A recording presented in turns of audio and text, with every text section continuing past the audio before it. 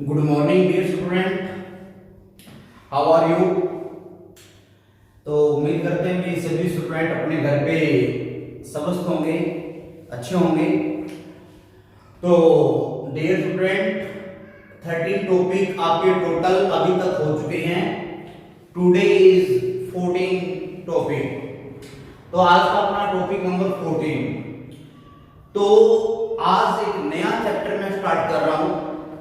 दो चैप्टर अपने हो चुके हैं, first basic accounting term and second जो किया था आपने अकाउंटिंग इक्वेशन।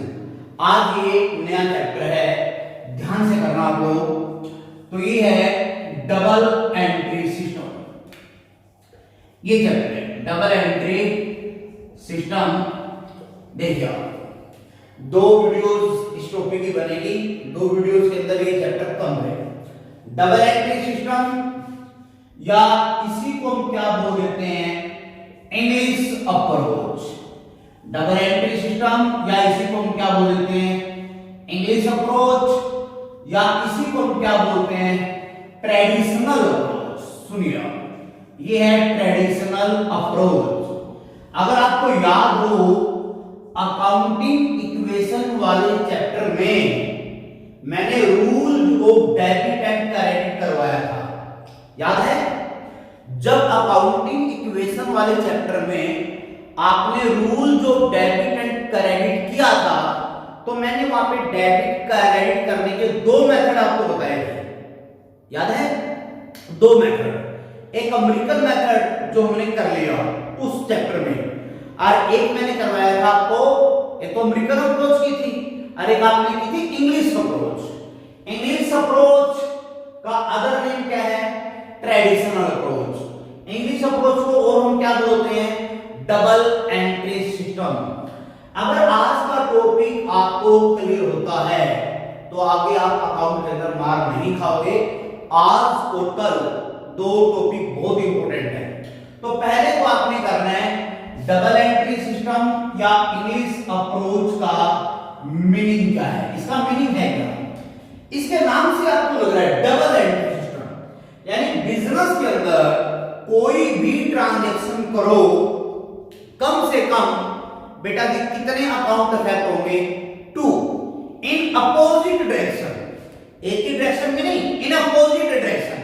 देखो बेटा ये प्रैक्टिकल लाइफ का रूल है, कुछ आएगा तो कुछ जाएगा।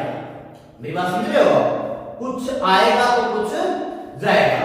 बाजार के अंदर आप कोई आर्टिकल लेने के लिए गए, आपने दुकानदार को पैसे दिए और बदले में आपने आर्टिकल ले लिया, तो इसका मतलब कुछ आया तो कुछ गया, कुछ प्लस है तो कुछ क्या होगा, माइनस।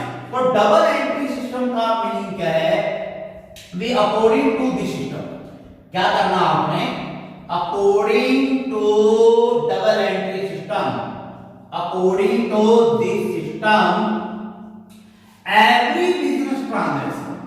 ध्यान से करना है, according to this system every business transaction affect at least two accounts, affect at least two account in opposite direction, in opposite direction। ये चीज मैंने आपके लिए लिखी है। क्या लिखा है यहाँ पे, B according to this system every business transaction affect at least का मतलब कम से कम दो अकाउंट अफेक्ट होंगे in opposite direction. Opposite direction के अंदर कम से कम दो अकाउंट अफेक्ट होंगे। क्लियर। देखिए फॉर एग्जांपल दे रहा हूं आपको मैं। नंबर 1 पहला एग्जांपल दे रहा हूं, furniture purchase, furniture is purchase for rupees 50,000 in cash। Clear. अब ये एग्जांपल डियर स्टूडेंट मैंने आपको दिया, furniture is purchase for 50,000 in cash. सारे पॉइंट अच्छे से समझ के करने आपने, क्रैम नहीं करना। ऐसे ही किसी चीज को एक्सेप्ट नहीं करना, खोपड़ी के अंदर जब तक बात नहीं जाएगी उसको एक्सेप्ट करना नहीं आता। Furniture is purchase for ₹50,000 cash, भाई आपने 50,000 का फर्नीचर परचेज किया। आपने कितने का फर्नीचर परचेज किया? 50,000। तो बिजनेस के अंदर फर्नीचर आया, कैश गया, यानी फर्नीचर का अकाउंट क्या हुआ? इंक्रीज, और कैश का अकाउंट क्या हुआ? डिक्रीज। तो यहां पे बेटा जी दो अकाउंट अफेक्ट हुए, one is furniture, second is cash. Furniture क्या होगा? इंक्रीज, प्लस कैश रोकड़ा क्या होगा? डिक्रीज। अब इस एग्जांपल के अंदर दो अकाउंट अफेक्ट हुए। सर आपने यहाँ पे एडमिनिस्ट्रेटिव लिखा हुआ है, इसका मतलब दो से ज्यादा भी अकाउंट अफेक्ट हो सकते हैं? बिल्कुल हो सकते हैं। एग्जांपल नंबर दूसरा देखिए, आप बुक के अंदर दो एग्जांपल दिए हुए। मान लीजिए आप ए फायर इंसिडेंट, क्या लिखा मैंने यहाँ पे? A fire incident happen in godown. मान लो गोडाउन के अंदर आग लगी। A fire incident happen in godown and stock of ₹1 lakh, stock of ₹1 lakh destroyed.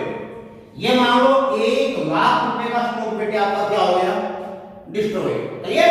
आगे है गुड्स आर इंश्योर्ड, कि माल का बीमा करवाया हुआ था, and insurance company admitted a claim of, insurance company admitted a claim of ₹70,000। Clear? अब इस एग्जांपल को देखिए, क्या लिखा है? A fire incident happen in godown, भी गोडाउन के अंदर आग लग गई, and stock of ₹1 lakh destroy by fire, 1 lakh रुपए का माल हमारा सवा हो गया, खत्म हो गया। गुड्स आर इंश्योर्ड, माल का बीमा करवाया हुआ था, and insurance company admitted a claim of ₹70,000, और इंश्योरेंस कंपनी ने 70,000 रुपए दिए। एक बात बताओ बेटा जी, माल कितने का गया? पूरे 1 लाख रुपए का। इंश्योरेंस कंपनी कितने रुपए देने के लिए बोल रही है? 70,000। उसके बावजूद भी कितने का लॉस है? 30,000। तो यहां पे कितने अकाउंट इफेक्ट हुए? 3। ये देखिए आप, स्टॉक कितने का गया बेटे? 1 लाख, स्टॉक का अकाउंट डिक्रीज। इंश्योरेंस कंपनी हमें कितने पैसे देगी? 70,000। दूसरा अकाउंट कैश का हो गया, उसके बावजूद भी हमें कितना लॉस मिला? 30,000 का लॉस हुआ। तो ये लॉस का था। तो इस एग्जांपल में दो अकाउंट इफेक्ट हुए थे, और इस एग्जांपल में कितने अकाउंट इफेक्ट हुए हैं? 3। पहले 1 लाख रुपए का स्टॉक, फिर 70,000 रुपए कैश, उसके बावजूद भी 30,000 रुपए का क्या हुआ? लॉस। तो ये double entry system, English approach या ट्रेडिशनल अप्रोच का इंट्रोडक्शन था। याद रखो, डबल एंट्री सिस्टम सबसे पहले इटली के अंदर बना था। ये इटली से ये चला हुआ है। क्लियर?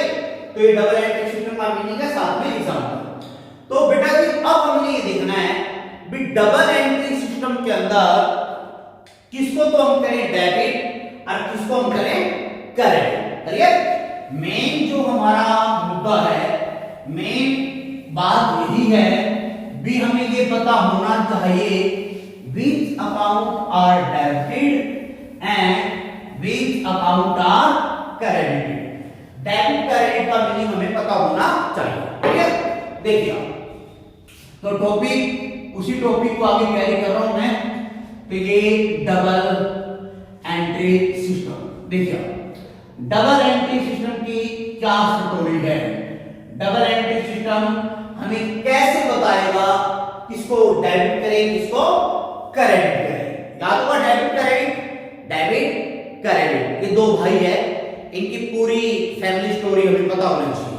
तो डबल एंट्री सिस्टम क्या बोलता है? सुनिए, डबल एंट्री सिस्टम के अंदर ये बोला गया है, सबसे पहले आप ही देखो अकाउंट्स कितने टाइप के होते हैं। मैं घुमा फिरा के बात नहीं करूंगा, सीधी बात बोल रहा हूं, स्ट्रेट फॉरवर्ड, सीधी आपके माइंड में जाए। तो डबल एंट्री सिस्टम ये बोलता है भी मेनली जो ना 3 टाइप के अकाउंट होते हैं बिजनेस के अंदर। एक जो अकाउंट होंगे पर्सनल अकाउंट, ठीक। सेकंड जो अकाउंट होंगे रियल अकाउंट, सेकंड जो अकाउंट होंगे रियल अकाउंट। थर्ड जो अकाउंट होंगे नॉमिनल अकाउंट। क्लियर? तो ये 3 टाइप के अकाउंट है, पर्सनल, रियल, नॉमिनल। मेरी बात क्लियर है? पर्सनल, रियल अकाउंट तो कौन से है? नॉमिनल। आज मैं पर्सनल अकाउंट की पूरी डिटेल आपको करवा दूंगा। अभी देखिए आप कल रियल अकाउंट और नॉमिनल करेंगे, आज आपने करना है पर्सनल।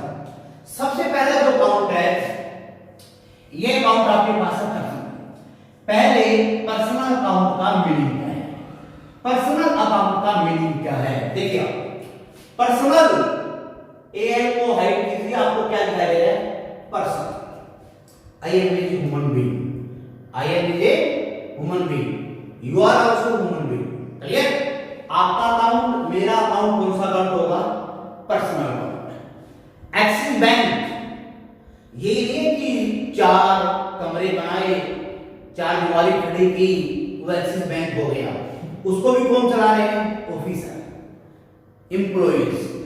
डेफिनेट पब्लिक स्कूल, ऐसा नहीं है 50 कमरों की एक आलीशान बिल्डिंग खड़ी की, चलो भैया स्कूल नहीं, स्कूल को भी कौन चला रहे हैं?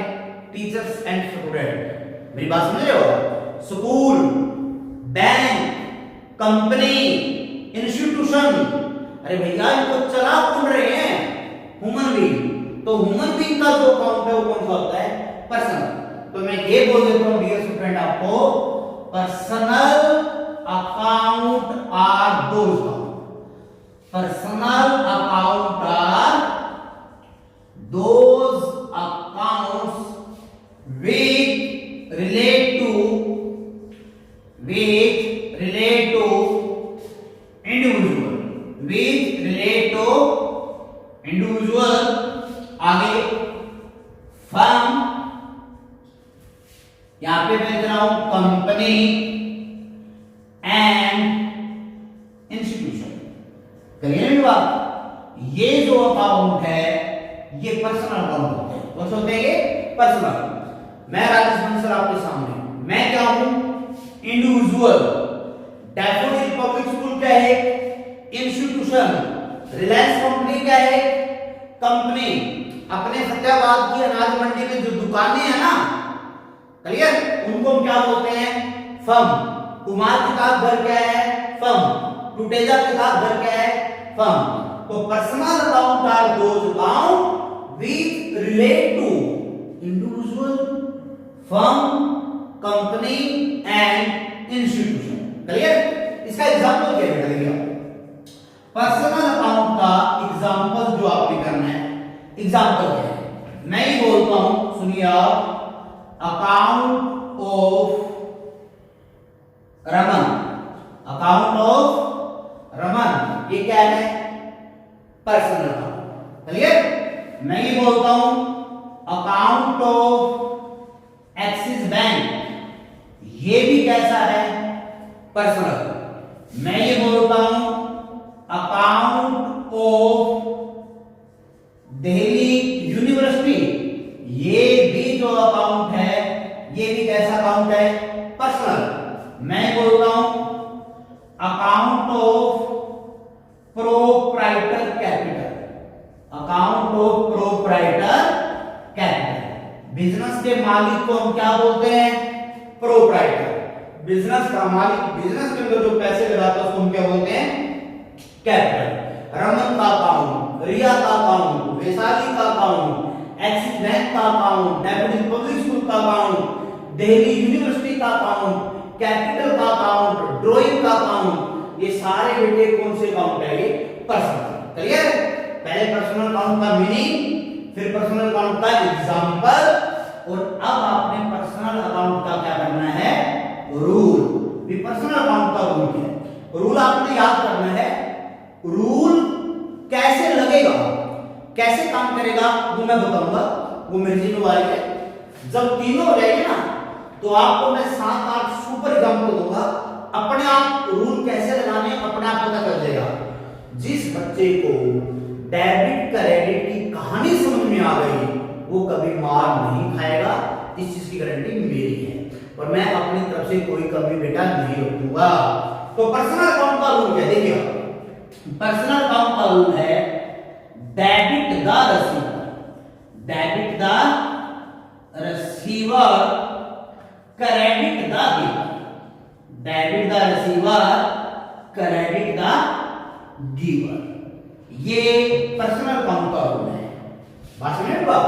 Debit the receiver credit the giver. Receiver जिसको मिला, पाने वाले को हम क्या करेंगे डेबिट, क्रेडिट द गिवर देने वाले को हम क्या करेंगे क्रेडिट। मान लो रमेश ने मुझे 10,000 रुपए दिए, वैसे तो लॉकडाउन में सबका हार्ड टाइम है, कौन देता है, एग्जाम्पल ले लो, रमेश ने मुझे 10,000 रुपए दिए, मेरे पास पैसे आए, मेरे जेब में पैसे आए, आई एम द रिसीवर, तो मेरा अकाउंट क्या होगा डेबिट।